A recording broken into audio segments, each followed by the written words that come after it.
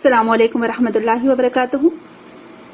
سیرت النبی آج ہماری تیسری کلاس ہے اور آج ہم پڑھیں گے ولادت سے پہلے کے اہم واقعات اور ولادت کے وقت ہونے والے اہم واقعات۔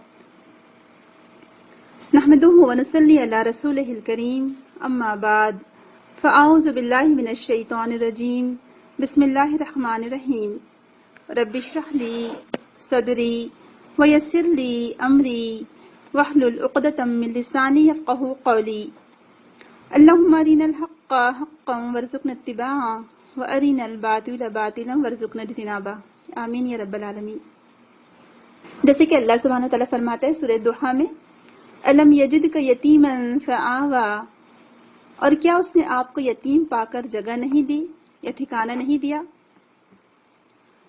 الحمدللہ، اللہ تعالیٰ کا شکر احسان ہے کہ اللہ تعالیٰ نے ہمیں امت محمدیہ میں شامل کیا اور ہمیں سیرت پڑھنے کا موقع عنایت فرمایا۔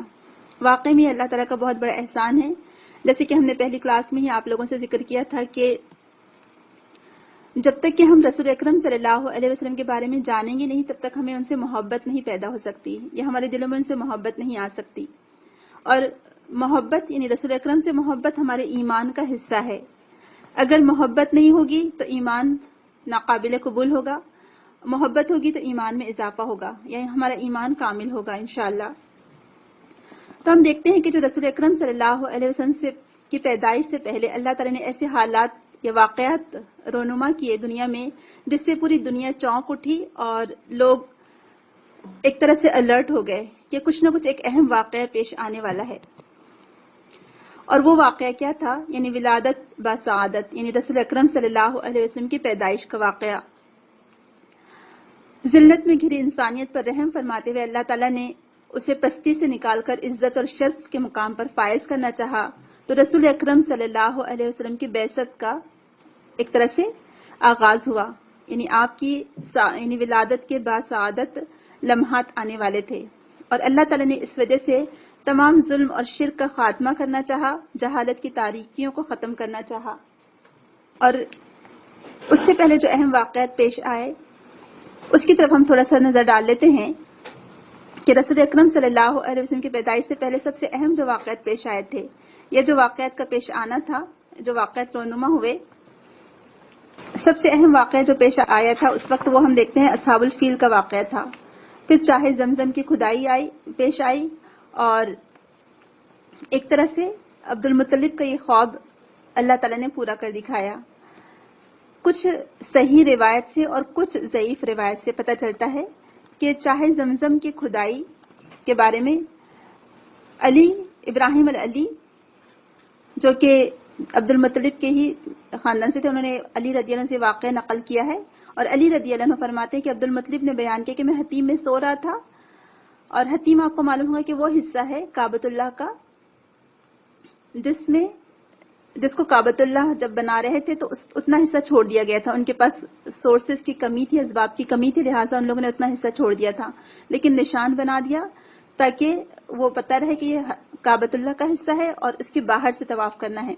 تو بہرحال عبد المطلب کہتے ہیں کہ مجھے 3 دن تک مسلسل خواب آتا رہا، اور خواب میں میرے سامنے ایک شخص آتا رہا جو مجھے بار بار کہتا رہا کہ کھودیے، برہ کھودیے، یا الگ مختلف نام لیتے گئے۔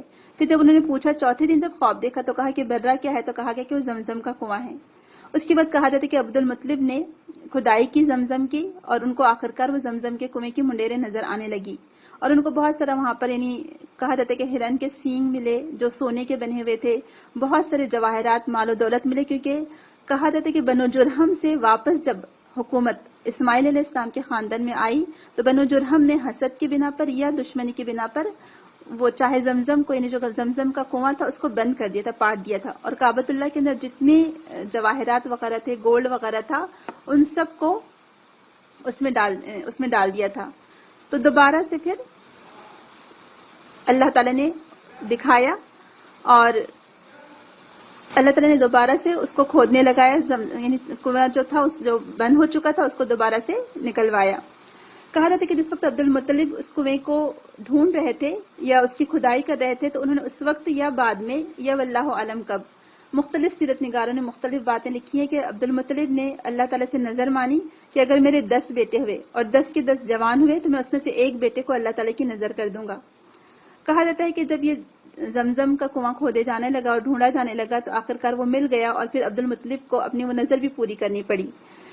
اور یہ جو عبداللہ تھے، عبد المطلب کے 10 بیٹے تھے. جب عبداللہ کا نام نکلا قرآن میں تو ان کے جو ننھیال والے تھے وہ راستے میں آ گئے اور کہنے لگے کہ ہم اپنی بیٹی کے بیٹے کو قربان نہیں ہونے دیں گے.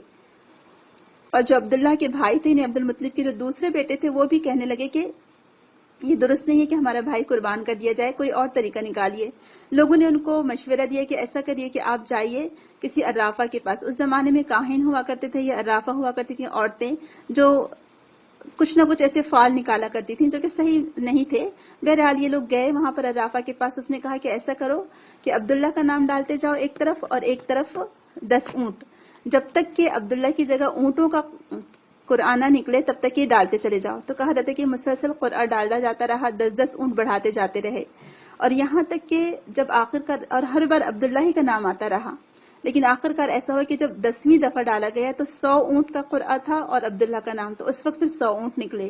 تو پھر 100 اونٹ قربان کیے گئے عبداللہ کی جگہ، جو کہ رسول اکرم صلی اللہ علیہ وسلم کے والد گرامی تھے، کیونکہ اللہ تعالیٰ کو ان کو محفوظ رکھنا تھا، کیونکہ ان کے ذریعے سے محمد صلی اللہ علیہ وسلم اس دنیا میں آنے والے تھے ان کے ذریعے سے. تو اس طرح سے اللہ تعالیٰ نے عبداللہ کو بچا لیا، ورنہ ان کو قربان کرنے کے لیے لے جایا جا چکا تھا. بہرحال اسی وقت سے 100 اونٹ دیت قرار پائی. یعنی اگر کوئی کسی کو قتل کر دیتا جان بوجھ کر یا کوئی بلا وجہ کسی کو اس طرح سے کرتا تو اس کے لیے 100 اونٹ دیے جاتے. یعنی 100 اونٹ دیت قرار پائی اسی وقت سے. تو یہ کام اللہ تعالیٰ نے عبد المطلب کے ذریعے سے کروایا جو کہ آپ کے دادا تھے. اور کہا جاتا ہے کہ تمام قریش کے خاندان میں سب سے زیادہ عزت اور شہرت عبد المطلب نے پائی. بہت ہی بارعب شخصیت کے مالک تھے ماشاءاللہ. ان کو اللہ تعالیٰ نے ایک بہت ہی اونچا مقام اور مرتبہ عطا کیا تھا. تو عبد المطلب کے حصے میں یہ چاہے زمزم کی کھدائی آئی اور زمزم کے فضائل ہم دیکھتے ہیں کہ بے شمار اس کے بارے میں احادیث موجود ہیں. ہم چند ایک کا یہاں پر ذکر کریں گے. اور آپ نے دیکھا ہوگا کہ الحمدللہ جب عمرہ کے لیے لوگ آتے ہیں تو بہت سارے لوگ بطور تبرک کے زمزم لے جاتے ہیں، کیونکہ ہر ایک کو نصیب نہیں ہوتا زمزم. تو چاہے زمزم مطلب زمزم کا کنواں. چاہ میرے خیال سے فارسی زبان کا لفظ ہے اور بیر عربی زبان میں کہتے ہیں کنویں کو. تو بہرحال صحیح مسلم کی ایک حدیث ہمیں ملتی ہے. ابو ذر غفاری رضی اللہ عنہ اس کے راوی ہیں. وہ کہتے ہیں کہ یہ آب زمزم بہت بابرکت ہے اور خوراک کا کام بھی دیتا ہے. خود امام ابن تیمیہ رحمہ اللہ کہتے ہیں کہ ایک دفعہ وہ بیمار ہوئے تھے تو ان کے پاس کھانے کے لیے کچھ بھی نہیں تھا، صرف زمزم تھا. تو وہ زمزم پیتے جاتے تھے اور زمزم سے ہی اپنے چہرے کو دھوتے جاتے تھے اور کہنے لگے کہ اس سے ان کی طبیعت اچھی ہو گئی. تو اس میں شفا بھی ہے الحمدللہ اور اس میں برکت بھی ہے اور یہ خوراک کا کام دیتا ہے. ایک اور حدیث کے مطابق آب زمزم جس مقصد کے لیے پیا جائے وہ حاصل ہو جاتا ہے. اگر تم حصول شفا کے لیے پیو گے تو اللہ تعالیٰ شفا عطا فرمائے گا. اگر بھوک مٹانے کے لیے پیو گے تو اللہ تعالیٰ تمہاری بھوک مٹائے گا. اگر پیاس بجھانے کے لیے پیو گے تو اللہ تعالیٰ پیاس ختم کر دے گا. یہ حضرت جبریل کی ایڑی یا پر کی ضرب کے ساتھ نمودار ہوا تھا. آپ لوگوں کو معلوم ہوگا وہ مشہور واقعہ ہے کہ جب حضرت ہاجرہ رضی اللہ عنہا مکہ میں تھی، بے آب و گیا وادی میں، اور ان کے بیٹے تھے ساتھ میں. تو اللہ تعالیٰ نے ان کے لیے وہاں پر یہ چشمہ جاری کیا تھا جو آج تک جاری ہے اور حدیث سے پتہ چلتا ہے کہ کبھی ختم نہیں ہوگا. بہرحال یہ ایک اہم واقعہ پیش آیا. اس کے بعد ہم دیکھتے ہیں کہ اصحاب فیل کا واقعہ پیش آیا. یہ واقعہ قرآن سے بھی ثابت ہے اور سنت اور سیرت کی کتابوں سے بھی ثابت ہے. کہا جاتا ہے کہ عرب دنیا میں اس کا اتنا چرچا ہوا کہ ان لوگوں نے اس سال کو عام الفیل کا نام دیا تھا. یعنی عرب لوگوں کے پہلے کیلنڈر نہیں پائے جاتے تھے یا تاریخیں نہیں تھی یا کوئی حساب کتاب کے لیے ان کے اس طرح سے کیلنڈرز نہیں تھے. جیسے کہ اس زمانے میں ایجپشن لوگوں کے پاس ایرانی لوگوں کے پاس جنتری ہوا کرتی تھی. آج بھی آپ نے دیکھا ہوگا کہ ایک ہندوستان میں ایک چھوٹا سے وہ بہت موٹا سا کیلنڈر ٹائپ ملتا ہے پیجز کا جس کو جنتری کہتے ہیں. تو حالانکہ ہر قوموں کے پاس کچھ نہ کچھ کیلنڈر ٹائپ چیزیں تھیں موجود، لیکن عربوں کے پاس نہیں تھی. ان کو اپنے حافظے پر بہت ناز تھا، ان کا حافظہ بہت تیز تھا. تو وہ سالوں کے لحاظ سے، کوئی اہم واقعات کے لحاظ سے باتوں کو یاد رکھتے تھے، کوئی اہم ایونٹ کے لحاظ سے. تو بہرحال جو واقعہ پیش آیا اصحاب الفیل کا واقعہ، تاریخ نگار اس کے بارے میں لکھتے ہیں کہ پیدائش سے 50 یعنی جو اصحاب الفیل کا واقعہ ہے رسول اکرم کی پیدائش سے 50 یا 55 دن پہلے پیش آیا تھا اور اس کو 571 عیسوی فیبروری یا مارچ کے مہینے میں پیش آیا تھا، یہ اصحاب الفیل کا واقعہ، اور قرآن اس کا ذکر کرتا ہے۔ قرآن میں یہ بات ہمیں ملتی ہے کہ اللہ تعالیٰ فرماتا ہے سورہ فیل میں، جس کا ترجمہ اس طرح سے ہے: اے نبی صلی اللہ علیہ وسلم، آپ نے نہیں دیکھا کہ آپ کے رب نے ہاتھی والوں سے کیا معاملہ کیا؟ کیا اس نے ان کی چال کو اکارت نہیں کر دیا؟ اور اس نے ان پر جھنڈ کے جھنڈ پرندے بھیجے جو ان پر پکی ہوئی مٹی کی کنکریاں پھینک رہے تھے، پھر اللہ نے انہیں کھائے ہوئے بھوسے کی طرح کر دیا۔ اس کی جو تفصیل ہمیں ملتی ہے سیرت کی کتابوں میں اور قرآن کی تفسیر کے پس منظر میں، ابن کثیر نے بھی اس کو روایت کیا اور کئی مفسرین نے اس کو روایت کیا ہے کہ کہا جاتا ہے کہ جب رسول اکرم صلی اللہ علیہ وسلم صلح حدیبیہ کے موقع پر سفر کے لیے نکلے مکہ کی طرف، تو مکہ کے راستے میں ایک جگہ آپ کی اونٹنی رک گئی۔ لوگوں نے دیکھا کہ اونٹنی آگے بڑھ ہی نہیں رہی ہے، آپ کی اونٹنی کا نام قصوہ تھا۔ تو رسول اکرم نے کہا کہ یہ اونٹنی نہیں اڑی ہے، بلکہ نہ اس کی یہ عادت ہے، بلکہ اسے اس ذات نے روکا ہے جس نے مکہ مکرمہ سے ہاتھی والوں کو روکا تھا۔ تو اس سے پتہ چلتا ہے کہ یعنی یہ واقعہ پیش آیا تھا اور رسول اکرم نے خود اس کی گواہی دی ہے۔ امام ابو حاتم کی کتاب السیرۃ النبویہ میں یہ واقعے کی جو تفصیل دی گئی ہے وہ یوں ہے کہ کہا جاتا ہے کہ ایک بادشاہ تھا یا گورنر تھا جسے ابرہہ کہا جاتا تھا، اس کا تعلق حبشہ سے تھا۔ اس نے یمن پر تسلط حاصل کیا اور سنا شہر میں ایک گرجا تعمیر کیا۔ اس گرجے کا نام اس نے القلیس رکھا۔ اس کا منصوبہ تھا یا اس کی پلاننگ یہ تھی کہ عربوں سے رخ پھیر کر لوگ اس طرف آئیں، یعنی کعبۃ اللہ کی اہمیت کو وہ گھٹانا چاہتا تھا اور چاہتا تھا کہ لوگ اس گرجا کی طرف آئیں، اور کہا جاتا ہے کہ اس نے اس گرجا میں بہت سارے سونے چاندی کی چیزیں بھی لگا رکھی تھیں۔ تو وہ چاہتا تھا کہ لوگوں کے دلوں میں عرب کی اہمیت ختم ہو، عربوں کی، اور کعبۃ اللہ کی اہمیت ختم ہو۔ کہا جاتا ہے کہ اس نے اس وقت کے بادشاہ سے کچھ جنگ کی اور خود قابض ہو گیا اور خود گورنر یا بادشاہ بن بیٹھا، اور اس نے کعبۃ اللہ کی طرف چڑھائی کرنا چاہی، اور راستے میں جو لوگ آتے گئے کچھ لوگوں نے اس سے درخواست بھی کی، کچھ لوگوں نے اس سے لڑائی کا ارادہ بھی کیا، لیکن اس نے سب لوگوں کو شکست دی، اور شکست دیتے دیتے وہ کعبۃ اللہ کی طرف روانہ ہوا۔ وہاں آ کر اس نے جب وہ طائف کے قریب پہنچا تو وہاں کچھ لوگوں نے اس سے مقابلہ کرنا چاہا، تو اس نے کہا کہ تم لوگ میرے راستے سے ہٹ جاؤ، اور انہوں نے اپنا ایک ساتھی بھی اس کو دے دیا۔ کہا جاتا ہے ابو رغال نامی ایک غلام تھا جو اس کو راستہ بتاتا جاتا تھا کہ جو کعبۃ اللہ کی طرف جاتا ہے۔ بعد میں کہا جاتا ہے کہ راستے میں اس شخص ابو رغال نامی شخص کی ڈیتھ ہو گئی اور لوگ اس کی قبر پر پتھر پھینکا کرتے تھے کیونکہ اس نے کعبۃ اللہ کا راستہ بتایا تھا۔ جو لوگ بھی اللہ تعالیٰ کی جو دینی عمارتیں ہیں، اللہ کے گھر ہیں، اس کو مسمار کرنے کے لیے کوئی بھی مدد کریں گے، ظاہر سی بات اللہ تعالیٰ نے دنیا میں بھی رسوا کریں گا اور آخرت میں بھی رسوا کریں گا۔ جیسے ہم جانتے ہیں کہ آج بھی مسجدیں مسمار کی جا رہی ہیں، یا تاریخی مساجد پر قبضہ کیا جا رہا ہے، یا کچھ اور ان کے ساتھ پلاننگ چل رہی ہے، تو یہ ایکچولی دیکھا جائے تو ہم سورہ فیل پڑھ لیں اور دیکھ لیں کہ اللہ تعالیٰ مجرموں کی چالوں کو کیسے اکارت کرتا ہے۔ تو ہم کو دل چھوٹا کرنے کی ضرورت نہیں ہے، اللہ تعالیٰ ضرور اپنے دشمنوں سے اس کا بدلہ لے گا جو اللہ تعالیٰ کے گھروں کو بت قدوں میں بدل دینا چاہتے ہیں۔ تو بہرحال کہا جاتا ہے کہ جب یہ لوگ مکہ کے قریب پہنچے تو اس وقت عبد المطلب نے اس بادشاہ کے پاس حاضری دینا چاہی، اور اس کے کچھ ساتھیوں نے کہا کہ بہت ہی شاندار پرسنالٹی کے مالک ہیں، ان کی بہت عزت کی جاتی ہے، وہ آپ سے ملنا چاہتے ہیں۔ کہا جاتا ہے کہ اس نے عبد المطلب کے 200 اونٹ پر قبضہ کر لیا تھا۔ عبد المطلب جب اس سے ملنے کے لیے گئے تو وہ ان کی پرسنالٹی کو دیکھ کر بہت متاثر ہوا، لیکن جب عبد المطلب نے اس سے بات کی کہ عبد المطلب نے کہا کہ مجھے میرے 200 اونٹ واپس کر دیجئے، میں ان کا مالک ہوں، تو وہ ابرہہ کھڑا ہو گیا، کہنے لگا کہ میرے نظر میں تو تمہاری بہت عزت تھی، لیکن تم کو صرف اپنے جانوروں کی فکر ہے، اور تم لوگ جس بات کو یعنی اہمیت دیتے ہو، یعنی کعبۃ اللہ کو جو تمہیں اہمیت دیتے ہو، تمہیں اس کی کوئی فکر نہیں۔ تو اب دیکھیے عبد المطلب نے بہت اچھا جملہ کہا تھا، اور تاریخ نگاروں نے اس کو علمبند بھی کر لیا کہ اس نے کہا کہ تمہیں تمہارے آبا و اجداد کی دین کی بنیاد جو چیز ہے تمہیں اس کی کوئی فکر نہیں ہے جو تمہارا مرکز ہے۔ تو عبد المطلب نے کہا کہ ان اونٹوں کا مالک میں ہوں، اس لیے میں نے ان کی بات کی ہے، اور اس گھر کا بھی ایک مالک ہے یعنی بیت اللہ کا، وہ خود ہی اس کی حفاظت فرما لے گا۔ ابرہہ نے بڑی رعونت سے کہا کہ وہ بھی مجھے اس سے بچا نہ سکے گا، جو کرنا ہے تمہیں کر لو۔ اس کے بعد کہا جاتا ہے کہ عبد المطلب واپس ہوئے، لوگوں کو سارا ماجرا کہہ سنایا، اور لوگوں سے کہا کہ ہم لوگ گھاٹیوں میں چلے جائیں اپنے جانوروں کو لے کر، اور کہا جاتا ہے کہ جانے سے پہلے عبد المطلب نے بہت اچھی دعا کی یا کچھ اشعار پڑھے، اور ویسے میرے یعنی اس کے بارے میں آپ تقریباً ہر سیرت نگار دیکھیں گے کہ وہ لکھتے ہیں، ابن کثیر خود لکھتے ہیں کہ واقعہ رسول اللہ کی بعثت کے لیے تمہید ثابت ہوا، یعنی ایک طرح سے یہ واقعہ آپ کے آنے کی خبر تھی۔ اللہ تعالیٰ پوری دنیا کو متوجہ کرنا چاہتا تھا کہ کوئی ایک اہم واقعہ پیش آنے والا ہے، اور پوری دنیا متوجہ ہو گئی اس طرف، یعنی کعبۃ اللہ کی طرف، اس کی یعنی قریش کی، عربوں کی اہمیت ان کے سامنے اجاگر ہو گئی۔ اور نعوذ باللہ اللہ تعالیٰ کو کوئی یہ نہیں کہ عربوں سے محبت تھی اس لیے اللہ تعالیٰ نے ان کو بچایا، نہیں، بلکہ اللہ تعالیٰ کو ایک یہ اہم واقعہ پیش کرنا تھا، اور یہ واقعہ رونما ہونے والا تھا، اس لیے اللہ تعالیٰ نے کعبۃ اللہ کی حفاظت کی۔ اور ایک تو وہ اللہ تعالیٰ کا گھر بھی تھا، اور دوسرے رسول اکرم کی بعثت ہونے والی تھی، تو بطور تمہید کے واقعہ پیش آیا۔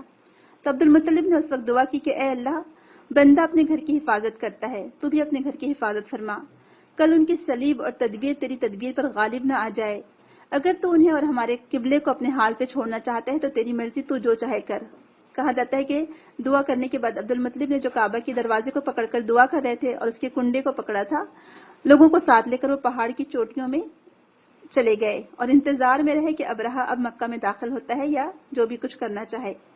کہا جاتا ہے کہ اس کے بعد اللہ تعالیٰ نے لشکر بھیجے پرندوں کے، جیسے کہ ہم نے ابھی پیچھے پڑھا کہ اس کے جو تفصیل ہمیں ملتی ہے، تفصیل میں ہمیں یہ پتا چلتا ہے کہ کہا جاتا ہے کہ کچھ پرندے آئے جو جھنڈ کی صورت میں تھے، اور پرندوں کی چونچ میں دو دو کنکریاں، یا ایک ایک کنکری پرندوں کے چونچ میں تھی اور دو کنکریاں ان کے پیروں میں تھے، اور وہ پرندے جب کنکریاں پھینکتے یا گراتے جو پکی ہوئی مٹی کے تھے، تو اس سے کہا جاتا ہے کہ جب وہ لوگوں پر پڑتے تو وہ لوگ وہیں گرتے چلے جاتے یا ان کے جسم کے پور الگ ہو جاتے۔ اور کہا جاتا ہے کہ اسی وقت اللہ تعالیٰ نے ابرہہ کے جسم میں کوئی ایسی بیماری بھی پیدا کر دی، یا اس کو کنکر لگا کون سا، جس کی وجہ سے اس کے جسم کے کہا جاتا ہے کہ کچھ حصے گرنے لگے، اور واپس پہنچتے پہنچتے وہ اس کی وفات بھی ہو گئی، اس کی ڈیتھ ہو گئی، اور اس کے جسم کا حصہ بہت چھوٹا سا باقی رہ گیا تھا، کہا جاتا ہے صرف پرندے کی طرح اتنا چھوٹا حصہ باقی رہ گیا تھا۔ آپ دیکھیں کہ اللہ تعالیٰ نے کیسے کعبۃ اللہ کو ڈھانے والوں کے لیے، یا ان کا جو کام تھا، یا ان کی جو سوچ تھی، یا ان کا جو مکر و فریب تھا، یا جو اللہ تعالیٰ کے گھر کو گرانے کی نیت سے آئے تھے، تو اللہ تعالیٰ نے کیسے اس کا بدلہ لیا۔ اور اللہ تعالیٰ کے لیے یہی کافی کہ اس نے صرف چند پرندوں کو بھیجا، جبکہ ان کے ساتھ ہاتھی تھے جو عربوں نے پہلے کبھی نہیں دیکھے تھے ہاتھی، لیکن وہ ہاتھی والے لشکر بھی ان کے کسی کام نہ آئے۔ کہاں پرندے چھوٹے سے اور کہاں ہاتھی، آپ سوچئے ہاتھی کتنی طاقتور یا کتنا طاقتور جانور ہے، یا پھر کیسی ان کی جو حیت ہوتی ہے، کتنے اونچے اور موٹے تازے ہوتے ہیں ہاتھی، لیکن دیکھیں پرندوں کی کنکریوں کی وجہ سے، کہا جاتا ہے کہ کنکریاں مسور کی دال یا چنے کی دال کے برابر تھی، یعنی بڑے بھی نہیں تھے بہت زیادہ، اتنی چھوٹی چھوٹی کنکریاں تھیں، لیکن ان کنکریوں کی وجہ سے کہا جاتا ہے کہ ان کا ایسا ہونے لگا تھا کہ جو فوج آئی تھی تو جس کو بھی وہ کنکری لگتی تھی تھوڑی دیر کے بعد ان کا جسم اس طرح سے ہو جاتا تھا جیسے جانوروں کا کھایا ہوا بھوسا ہو جاتا ہے، اس قدر وہ سڑ گل جاتا تھا جسم۔ تو یہ اللہ تعالیٰ نے پوری دنیا کو دکھا دیا کہ اللہ تعالیٰ چاہے تو اس طرح سے حفاظت فرما سکتا ہے، اور اللہ تعالیٰ کے لیے، یعنی اللہ تعالیٰ کے لشکر ہمیں تو نظر بھی نہیں آتے، اللہ تعالیٰ چاہے تو پرندوں سے کام لے لے اور چیونٹیوں سے کام لے لے۔ تو بہرحال آج بھی اگر ہم اللہ تعالیٰ سے صحیح دعا کریں اور اپنے ایمان کو ہم صحیح مکمل کریں اور ایمان کی فکر کرنے لگیں، تو یقین جانیے کہ آج بھی اللہ تعالیٰ ہماری مدد فرما سکتا ہے۔ پھر کسی کی کوئی مجال نہیں کہ وہ اللہ تعالیٰ کے گھروں کو اس طرح سے مسمار کرتے پھریں یا اللہ تعالیٰ کے گھروں میں مورتیاں رکھنے لگیں۔ بہرحال یہ بہت ہی اہم واقعہ پیش آیا جو اصحاب فیل کا واقعہ تھا۔ اس سے ہمیں جو کچھ سیکھنے کو ملتا ہے، جو اصحاب فیل سے جو سبق ہم کو ملتا ہے، اس واقعے سے بیت اللہ کی فضیلت اور عظمت واضح ہوتی ہے، کیونکہ اللہ تعالیٰ کی عبادت کے لیے تعمیر ہونے والا یہ پہلا گھر ہے۔ مشرکین عرب اس گھر کی بہت تعظیم کرتے تھے، اسے نہایت مقدس سمجھتے تھے اور کسی بھی چیز کو اس پر فوقیت نہیں دیتے تھے، اور یہ مقام و مرتبہ ابراہیم علیہ السلام اور اسماعیل علیہ السلام کے دین کی باقیات کا حصہ تھا جو عربوں میں چلا آ رہا تھا، یعنی باقی تو ساری چیزیں ختم ہو گئی تھی دین ابراہیمی کے، لیکن کعبۃ اللہ کی عظمت باقی رہی تھی۔ دوسرا ہم دیکھتے ہیں کہ مکہ اور اہل عرب سے عیسائیوں کا حسد یہاں ظاہر ہوتا ہے، کیونکہ ابرہہ صرف اس وجہ سے آیا تھا، اور جو چیز اس نے چھپائی ہوئی تھی دل میں وہ اس کا حسد تھا کہ وہ نہیں چاہتا تھا کہ عرب لوگوں کو زیادہ اہمیت حاصل ہو، اور اسی بنا پر اس نے کعبہ کو ڈھانے کا ارادہ کیا۔ اور کہا جاتا ہے کہ اس نے قلیس نامی جو نعوذ باللہ کعبہ بنایا تھا وہاں پر سنا شہر میں، تو اس کو وہ چاہتا تھا کہ اس کو اہمیت حاصل ہو، لوگ اس گھر کا طواف کریں یا اس کا حج کریں، لیکن بھلا لوگ کیسے کر سکتے تھے؟ اور اس کے بعد کہا جاتا ہے کہ کسی عربی نے، یعنی کوئی بدوی عربی تھا، اس نے جا کر وہاں گندگی بھی پھیلا دی تھی، اس سے اس کو اور غصہ آیا۔ بہرحال یہ اس کا مکر و فریب تھا، لیکن اللہ تعالیٰ نے اس کے مکر و فریب کو اسی پر الٹ دیا۔ تو الحمدللہ آج دیکھیں، آج بھی ہمارے دلوں میں جو محبت ہے کعبۃ اللہ کے لیے، یا جو عظمت ہمارے دلوں میں بیٹھی ہوئی ہے، آپ میں سے جن لوگوں کو بھی جانے کا موقع ملا ہے، آپ لوگ جانتے ہوں گے کہ سبحان اللہ، جب ہم وہاں جاتے ہیں، کوئی بھی مسلمان ہو، پوری مسلمان اپنی زندگی بھر کی جمع پونجی جمع کرتا ہے، ایک ایک پیسہ، ایک ایک روپیہ جمع کرتا ہے کہ زندگی میں اس کی ایک خواہش ہوتی ہے کہ ایک بار میں اللہ تعالیٰ کے گھر کا دیدار کر لوں. اور جب ہم کعبۃ اللہ کے پاس جاتے ہیں تو جو دل کو خوشی، جو اطمینان، جو سرور ملتا ہے، وہ آپ کو کہیں اور نہیں ملے گا. جو امن و امان وہاں پر ہے. حالانکہ دیکھیں گھر کیسا ہے، وہ کتنا سادہ سا گھر ہے، بلیک کلر کا کور ہے، اس کے اوپر صرف 4 دیواری ہے، کوئی منقش نہیں ہے، یعنی کوئی اس میں کوئی خوبصورت ڈیزائن نہیں بنائی گئی ہے، کوئی ایسی بڑی اونچی عمارت نہیں ہے. آج کل دنیا میں کتنے برج بنے ہوئے ہیں، برج دبئی اور پتہ نہیں کیا کیا ٹاورز بنے ہوئے ہیں، اور اس کو خوبصورت ترین بنانے کی کوشش کی گئی ہے. لیکن جو محبت اس گھر سے ہے، کیونکہ اس گھر کا یعنی جو تعظیم اس گھر کی ہوتی ہے، اس کو نسبت کس سے دی گئی ہے؟ بیت اللہ، یعنی اللہ کا گھر.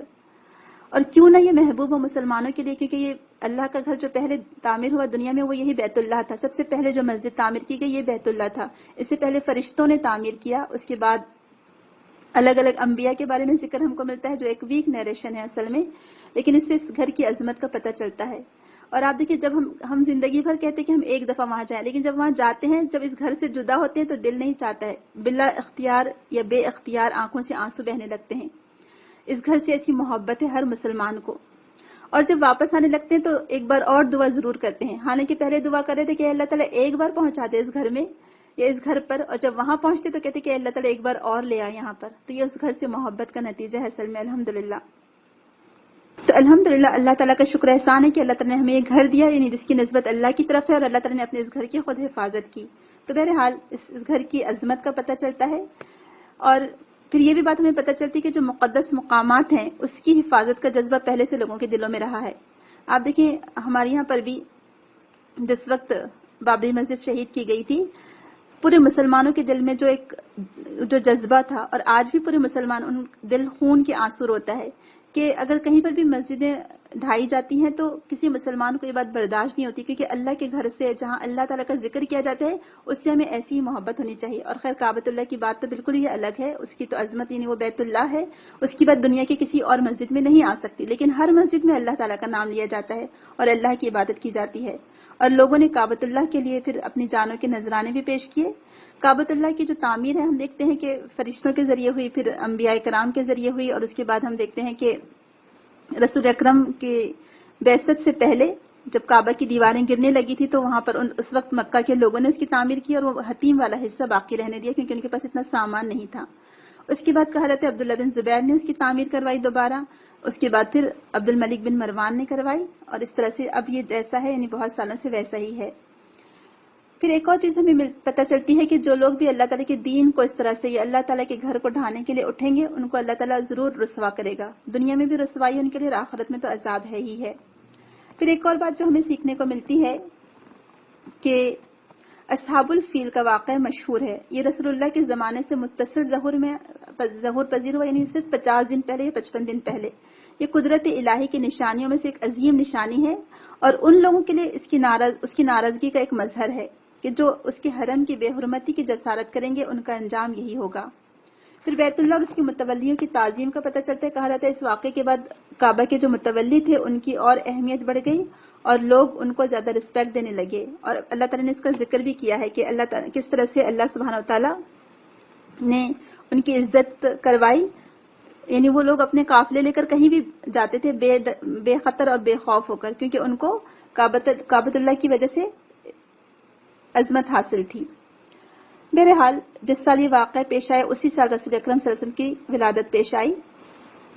پھر دوسری بات یہاں پر ہم دیکھتے ہیں کہ اصحاب الفیل، یعنی اللہ تعالیٰ نے اپنے بیت اللہ کی حفاظت کی، لیکن ایک حدیث سے پتہ چلتا ہے کہ اللہ تعالیٰ جب تک چاہے گا، یعنی اپنے گھر کی حفاظت فرمائے گا، یہاں تک کہ قیامت قائم نہیں ہو جاتی. اور قیامت کے قریب ایک چھوٹی پنڈلیوں والا حبشی اسے ڈھائے گا، یعنی اللہ تعالیٰ ہی کا فیصلہ ہوگا. یعنی جب قیامت قائم ہونے والی رہے گی تو یہ گھر اس طرح سے ہو جائے گا، یعنی وہاں پر کوئی نیک لوگ نہیں بچیں گے، سب یعنی فاسق اور فاجر لوگ بچیں گے، اور کوئی اس کا طواف کرنے والا نہ ہوگا. تو اللہ تعالیٰ پھر اس کو ختم کروا دے گا. لیکن جب اللہ کی مرضی ہوگی، یہ قیامت سے پہلے کا وقت کا ہے، یعنی جب آخری وقت ہوگا دنیا کا. اور پھر واقع فیل سے عربوں کی نئی تاریخ کا آغاز ہوا. یعنی اصحاب الفیل کے ساتھ جو کچھ ہوا عربوں نے اس کو بڑی اہمیت دی اور اس واقعے سے ایک نئی تاریخ شروع کی. چنانچہ ان کی تحریر اور گفتگو میں نمونے ملتے ہیں کہ فلاں واقعہ عام الفیل میں پیش آیا، فلاں واقعہ عام الفیل میں پیدا ہوا، یا فلاں واقعہ عام الفیل کے اتنے سال بعد پیش آیا. اور یہ عام الفیل کا جو واقعہ تھا 570 عیسوی کے مطابق اس وقت پیش آیا. اب ہم دیکھتے ہیں کہ نبی کریم صلی اللہ علیہ وسلم کی ولادت بسعادت. سبحان اللہ. اللہ کے رسول صلی اللہ علیہ وسلم کو اللہ تعالیٰ نے بہت ہی اعلیٰ اخلاق سے نوازا تھا، اور آپ کا جو خاندان تھا وہ بھی بڑا شرف اور عزت والا تھا. آپ کے دادا، آپ کے پردادا، یہ سب بہت زیادہ عزت کی نگاہ سے دیکھے جاتے تھے. کعبۃ اللہ کی سرداری جب عبد المطلب کے حصے میں آئی تو کہا جاتا ہے کہ ان کی جیسی عزت اور ان کے جیسا شرف کسی اور کو ان سے پہلے نصیب نہیں ہوا تھا. اور خود رسول اکرم نے فرمایا تھا کہ اللہ تعالیٰ نے اسماعیل علیہ السلام کی اولاد میں سے کنانہ کا انتخاب کیا اور کنانہ سے قریش کو چنا، اور قریش سے بنی ہاشم کو، اور اس سے بنی ہاشم سے میرا انتخاب کیا.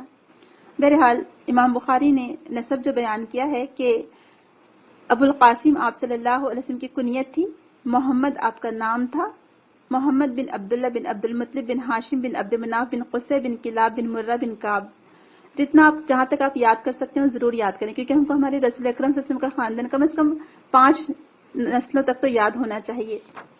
تو بہرحال اللہ تعالیٰ نے بہت ہی عزت دار خاندان میں آپ کو پیدا کیا. آپ کا نسب بہت اعلیٰ تھا اور عدنان تک جا کر آپ کا سلسلہ ملتا ہے. امام بغوی رحمہ اللہ نے شرح سنہ میں عدنان تک نسب مبارک کا ذکر کرنے کے بعد فرمایا عدنان سے اوپر آپ کا نسب صحیح طور پر ہم کو نہیں معلوم، لہٰذا بس وہاں تک ہمیں خاموش رہنا چاہیے. اور عدنان، یہ بات ثابت ہے یعنی احادیث سے بھی اور سیرت نگاروں سے بھی کہ عدنان اسماعیل علیہ السلام کی اولاد میں سے تھے، اور پھر عدنان سے آگے کا نسب سب کو معلوم ہے. اور دیکھیے یہ عربوں کا خاصہ تھا کہ وہ اپنے نسب کی حفاظت کے لیے یا ان کو یاد رہتے تھے ان کے سب دادا پردادا اور کئی اوپر کے لوگوں کے نام، ان کے جد امجد کے نام. تو اس طرح سے رسول اکرم کا جو نسب تھا وہ بھی محفوظ رہا. اور ہم دیکھتے کہ شروع سے لوگ اعلیٰ نسب اور اعلیٰ خاندان کے لوگوں کو پسند کرتے ہیں سرداری کے لیے یا اپنے لیڈر کے لیے. اور اس کی خاص خوبیاں بھی واقعی میں ہوتی ہیں کہ ظاہر سی بات ہے انبیاء کے خاندان سے تھے تو اللہ تعالیٰ نے وہ خوبیاں بھی ان کے اندر رکھ دی تھیں. اور رسول اکرم صلی اللہ علیہ وسلم نے خود فرمایا تھا کہ آپ اسماعیل ذبیح اللہ اور ابراہیم خلیل اللہ کی نسل میں سے ہیں. ابراہیم علیہ السلام کی دعا کی قبولیت کا مظہر اور اپنے بھائی عیسیٰ کی طرف سے دی گئی بشارت ہیں آپ صلی اللہ علیہ وسلم. جیسے کہ حدیث سے پتہ چلتا ہے میں اپنے باپ یعنی جد امجد ابراہیم علیہ السلام کی دعا اور اپنے بھائی عیسیٰ کی بشارت ہوں. مسند احمد کی حدیث ہے. تو بہرحال آپ اعلیٰ خاندان سے تھے، اعلیٰ نسب سے تھے. جیسے آپ کو لاسٹ ٹائم بھی بتایا گیا تھا کہ کچھ لوگ یہ پروپیگنڈا کرتے ہیں اور کہتے ہیں کہ نعوذ باللہ رسول اکرم صلی اللہ علیہ وسلم غلام خاندان سے تھے، یعنی آپ کی والدہ یعنی حضرت حاجرہ کو کہتے ہیں کہ وہ غلام خاندان سے تھیں، لیکن یہ بالکل غلط بات ہے. وہ بادشاہ کی بیٹی تھی، کوئی غلام خاندان سے نہیں تھی. تو بہرحال رسول اکرم صلی اللہ علیہ وسلم کی جو پیدائش کا سال بتایا جاتا ہے کہ عام الفیل سے 50 دن کے بعد یہ واقعہ پیش آیا. جو آپ کے دادا تھے عبد المطلب، کہا جاتا ہے کہ انہوں نے اپنے بیٹے کے لیے عبداللہ کے لیے آمنہ کا انتخاب کیا جو کہ بہت ہی اعلیٰ خاندان سے تعلق رکھتی تھی. آمنہ بنت وہب بن عبد مناف بن زہرہ بن کلاب، جو کہ آگے چل کر ان کا خاندان یعنی نسب بھی رسول اکرم کے خاندان سے مل جاتا ہے. تو بہت ہی عالی نسب خاندان کی خاتون تھی ماشاءاللہ. اور جس وقت شادی ہوئی آمنہ سے یہ رشتہ طے ہوا تو اس رشتے پر دونوں خاندانوں میں بہت خوشی منائی گئی. اور اللہ تعالیٰ کو بس عبداللہ سے جتنا کام لینا تھا اتنے کام کے بعد ان کی وفات ہو گئی. کہا جاتا ہے کہ عبداللہ جو کہ عبد المطلب کے بیٹے تھے، بعض روایت میں پتہ چلتا ہے کہ 4 نمبر کے اور بعض روایت میں پتہ چلتا ہے کہ 3 نمبر کے بیٹے تھے.